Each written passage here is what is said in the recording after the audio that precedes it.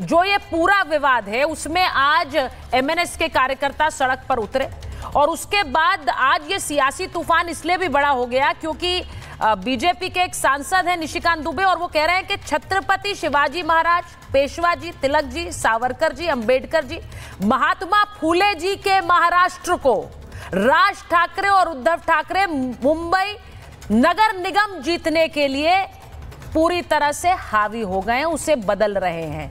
आज आपसे पूछ रही हूं, ये सब चुनाव के लिए हो रहा है क्या? अरे राजनीतिक पार्टियां राजनीति करेंगी, तुम कहां ला रहे हो? दूसरा सुचरिता, मैं एक बात बता रहा हूं, निशिकांत दुबे का एक बयान तुमने अधूरा ही पढ़ा ना, पटक पटक के मारेंगे, वो बयान कहाँ है? हाँ तो उस पर तो उनसे सवाल पूछूंगी ना, जो समर्थन कर रहे हैं उनसे पूछूंगी ना, आपसे तो आपका वाला सवाल पूछूंगी।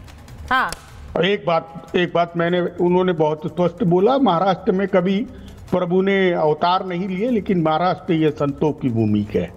यहाँ पर ज्ञानेश्वर, तुकाराम और रामदास, अभी भी नए में गाड़गे बाबा और प्रबोधनकार ठाकरे, बाबा साहेब आम्बेडकर, ऐसे बड़े बड़े संत हुए हैं।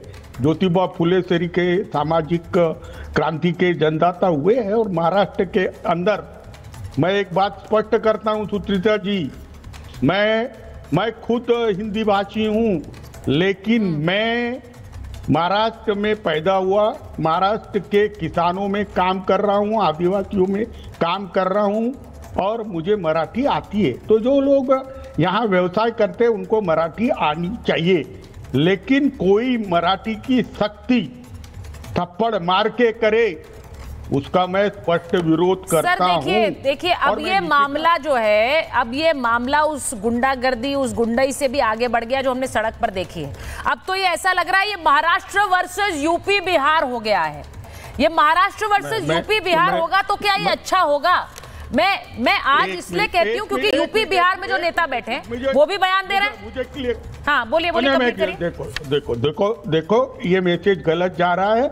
मैं जितने भी यूपी बिहार के लोग बंबई या महाराष्ट्र में काम करते हैं वो पूरे तरीके से सुरक्षित है। ये विवाद एक लिमिटेड दायरे में है और मैं कह रहा हूं कि कोई भी नेता किसी भी पॉलिटिकल पार्टी का हो, विवाद लिमिटेड दायरे में है कैसे कहा आपने? क्या आपको पता है ये विवाद कितने समय सीमा के लिए फैलाया गया है? क्या ये बीएमसी तक फैलाया गया है? आप कह रहे हैं विवाद समय सीमा में है, ये आपने कैसे कह दिया समय सीमा में? आज मैं इसीलिए पूछ रही हूँ, क्या ये बीएमसी चुनाव के लिए हो रहा है क्या सर विवाद? मैं ये वाली तस्वीर जो कार्यकर्ताओं की सड़कों पर उतरी है, ये बीएमसी चुनाव से पहले ही क्यों आई है? ऐसा क्यों है कि इस तरह का एक वीडियो सामने आया चुनावों से ठीक पहले, जिसमें थप्पड़ मारा जा रहा है, वो वायरल हो गया, भाषा को लेकर इतना विवाद खड़ा हो गया? ये विवाद तो फिर हर समय रहना चाहिए। सुचित्रा जी एक तो बंसल को बोलो कि थोड़ा बीच में ना बोले, मेरी बात जाने दो। अच्छा, मैं कह रहा हूं कि ये विवाद कुछ विशिष्ट घटनाओं तक ही सीमित है और आपने राजनीति और चुनाव बोला है तो निशिकांत दुबे ने ये पॉलिटिकल स्टेटमेंट बिहार के चुनाव को लेके किया है। अब ये बातें ऐसी है, देखिए अगर निशिकांत दुबे का बयान बिहार के चुनाव से जुड़ा है किशोर जी, तो फिर मैं क्यों ना कहूं कि राज ठाकरे का बयान और उद्धव ठाकरे का बयान भी चुनाव से जुड़ा है। मैं ये नहीं कह रही हूं कि निशिकांत जी का बयान चुनाव देखते हुए नहीं होगा, उनका भी चुनाव देखते हुए हो सकता है, आपका भी चुनाव देखते हुए हो सकता है, फिर तो ये दोनों पर लागू होगा। और ये सवाल इसलिए पूछती हूँ, आपने निशिकांत दुबे के बयान का जिक्र किया कि वो कह रहे हैं कि पटक पटक कर मारेंगे, यहाँ बिहार भेज दो, तो मैं जरा विनोद जी से पूछ लेती हूँ। विनोद जी, संघ ने कहा हर भाषा राष्ट्रभाषा है, संघ ने कहा हर भाषा राष्ट्रभाषा है, तो फिर ये इस विवाद के अंदर वो अपनी अगर मराठी अस्मिता की बात कर रहे हैं, ये मुझे बताइए कि उसके अंदर ये वाले बयान कहां से आ गए कि हेकड़ी निकाल दूंगा? पप्पू यादव कह रहे हैं, निशिकांत दुबे कह रहे हैं यहाँ पे पटक पटक कर मारेंगे, बिहार भेज दो। सुचरिता जी देखिए, ये भारत जो है ना सबका देश है और हर भाषा, मतपंथ, संप्रदाय, भाषा, विचार और क्षेत्रवाद के से परे है बेसिकली। इसमें कहीं वाद को कोई जगह नहीं है। और आप देखिए कि ये जो भाषाओं का विवाद जिस तरह से पॉलिटिकली क्रिएट किया जा रहा है, बेहद दुर्भाग्यपूर्ण, चिंतनीय और सर्वथा निंदनीय है। चाहे वो दक्षिण के कुछ जो नेता हैं वो फैला रहे हों या महाराष्ट्र के लोग मराठी के नाम पर फैला रहे हों। अरे मराठी संस्कृति वो संस्कृति है जिसने वीर शिवाजी को दिया यार।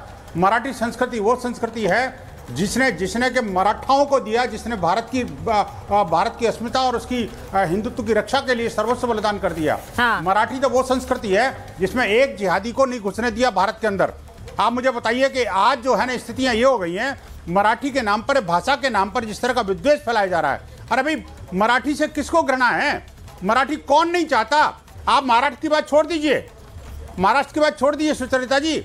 मैं मराठी का बड़ा फैन हूं, ठीक है, मैं सीख नहीं पाया लेकिन अपने मराठी मित्रों से सीख रहा हूं अभी भी। लेकिन मैं कहना चाहता हूं आखिरकार ये जो विद्वेष है भाषा के नाम पर, ये घृणा ही नहीं फैला रहा बल्कि आपसी मनमुटाव और जो भेदभाव और अलगाववादी फैला रहा है। हाँ। जिस पर पूर्ण विराम लगना बहुत जरूरी है। देखिए मैं कहना चाहता हूं कि अगर इनको भाषा से चिंता है, हिंदी भाषी लोगों की पिटाई कर रहे हैं तो उर्दू भाषी भी लोगों की पिटाई क्यों नहीं करते भाई? मैं कहता हूं करना नहीं चाहिए, लेकिन वहां नहीं जाएंगे क्योंकि इनका वोट बैंक सद रहा है उसमें। आप देखिए ये दोनों की दोनों है तो हिंदुत्व के लीडर, नाम अपना हिंदुत्व के लिए जाने जाते हैं, लेकिन आप मुझे बताइए कि आखिरकार जो है वो मुस्लिम बस्तियों में नहीं जाते, वहां तो कोई मराठी एक शब्द नहीं जानता। आप सोचिए कि जो मस्जिदें मदरसे हैं वहां तो सिर्फ बोलते ही वो हैं, तो आखिरकार उन पर भी तो कुछ करना चाहिए। लेकिन मैं कहता हूं कहीं नहीं करना चाहिए। बात यह है कि भाषा के ऊपर कोई विवाद होना ही नहीं चाहिए। सारे के सारे जो लोग हैं, हाँ। चाहे किसी भी भाषा का हो, किसी भी क्षेत्र। देखिए आज विनोद जी, आज सवाल सबसे बड़ा यही है कि मैं मराठी या मैं भारतीय, मैं गढ़वाली या मैं भारतीय, मैं कन्नडिगा या मैं भारतीय, मैं तमिलियन या मैं भारतीय, मैं गुजराती या मैं भारतीय। ये सवाल मैं इसलिए कह रही हूं क्योंकि भाषाएं जितनी भारत में है उससे ज्यादा किसी देश में है क्या? जितनी भाषाएं भारत में है और ये भाषाएं बोली जाती है, इन पर अगर एक विवाद छिड़ेगा तो वो एक राज्य से दूसरे राज्य फैलेगा। इसे रोकने के लिए मुश्किल आ जाएगी। मैंने शुरुआत में कहा कि इस देश में कम विवाद है कि हम भाषा पर एक विवाद खड़ा करते। लेकिन मेरे साथ जो कृष्णा हेगड़े जी आ गए, आप उनको स्क्रीन पर देख रहे हैं, सीमा जी को भी रखिए स्क्रीन पर। मैं कृष्णा जी आपसे पूछ रही हूं, आपके जो मंत्री हैं, आपकी पार्टी से महाराष्ट्र सरकार में मंत्री हैं प्रताप सरनाईक, उन्होंने तो आप ही के खिलाफ मोर्चा खोल दिया। वो कह रहे गैर मराठियों को प्रदर्शन करने देंगे, लेकिन मराठियों को प्रदर्शन की इजाजत नहीं है। वो तो ऐसा लग रहा है एमएनएस के साथ जाकर खड़े हो गए। नहीं, बिल्कुल नहीं। देखिए प्रताप सरनाईक जी सरकार में मंत्री है और हमारे विधायक भी है हमारे शिवसेना के।